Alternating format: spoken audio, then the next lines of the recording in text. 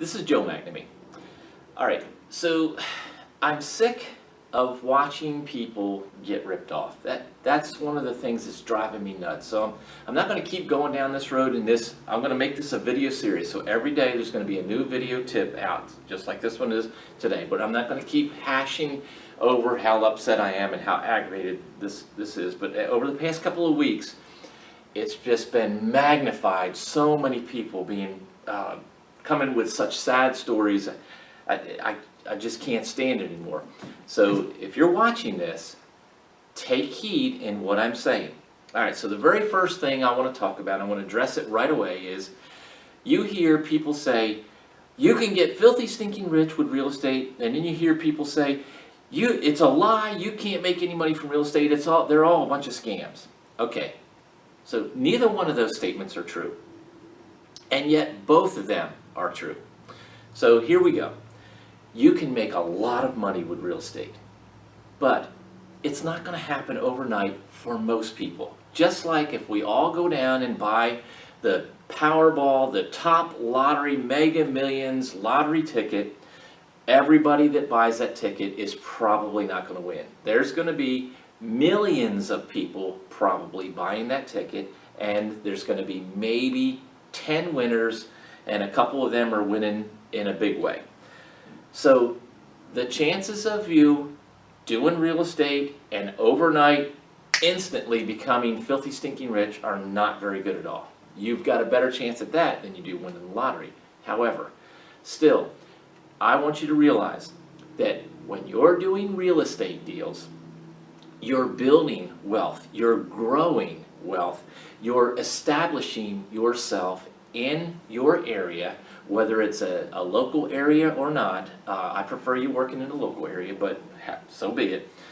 But you're establishing yourself as the local expert. You're becoming the local hero, and you're learning how to do that while you're growing your business and growing some wealth. Some now, some in the future, but you're not getting filthy stinking rich overnight.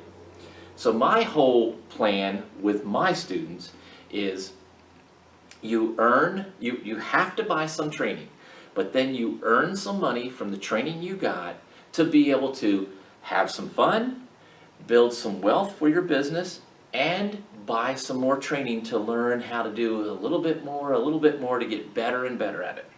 I don't want you dipping into your full savings or running credit cards up to the max or second mortgaging homes and all that kind of stuff just to buy training. I don't want you taking food off the table. When you're ready, you call us. When you're not ready, do not just over-finance yourself and stick yourself into a deep hole.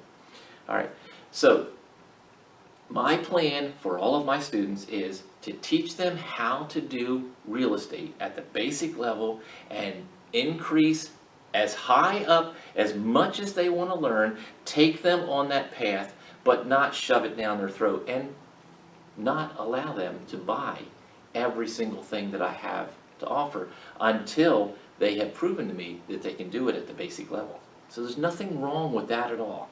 But you have to control yourself, and you have to see what makes sense and what doesn't.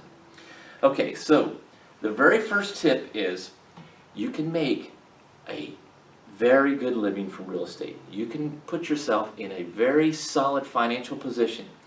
If you work a regular job, you're going to burn the candle at both ends for a little while you're putting your business together, or you're going to have some help from someone else.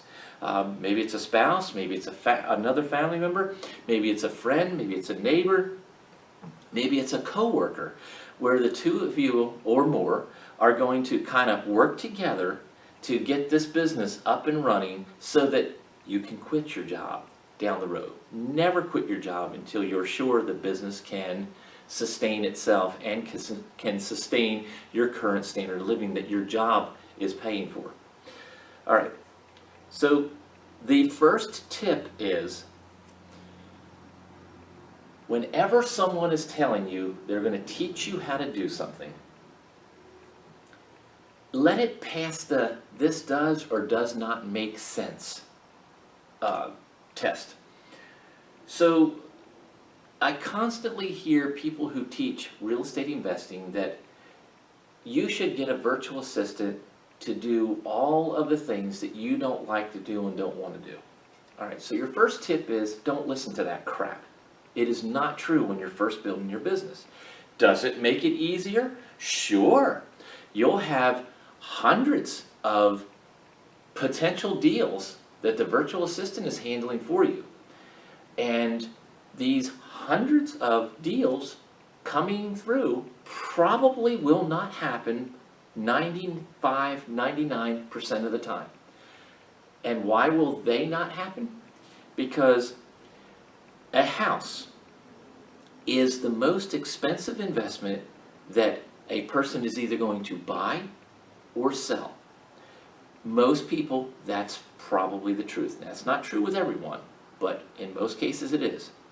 So if it's the most expensive investment that they're ever going to partake in, whether they're buying or selling, do you think they want to talk to someone who's not in the town that that home is in? Do you think they want to deal with a company where they can never reach out and touch that person? They can never see that person? The person doesn't know anything about their area unless they went online and kind of Googled it and maybe did Google Maps or whatever, but they don't live there. They don't live in that community. So the bottom line is, a virtual assistant kills a lot of your deals and you never know it, because they're taking all the calls and they're scaring people away because this person does not know where the next Walmart's being built, doesn't know anything about the school system, doesn't know the problems that are in the neighborhood, doesn't know the good areas in the neighborhood, knows nothing about that community whatsoever. And lo and behold, this person is the first person in your business that your customers or potential customers are talking to. So your immediate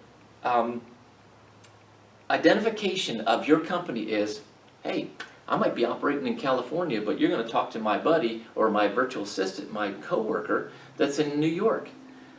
That's not the way that you start a real estate investing business from the ground up. Okay, so this is one of those areas where it just doesn't make sense. So it's like, if someone's pushing that on you, they don't understand, and you don't understand, and the virtual assistant doesn't understand, so no one is going to come out ahead in that type of a world. Will there be 100 scripts to sort through and find 2 that are worth a darn? Absolutely. But out of those other 98, was there 17 more sitting there that are absolutely not going to be your deal because of a virtual assistant do it? Now, I did not say that you have to do it, and I did not say to use a virtual assistant. What I did say is have someone, if it's not you, a local person who's handling that front end of the business.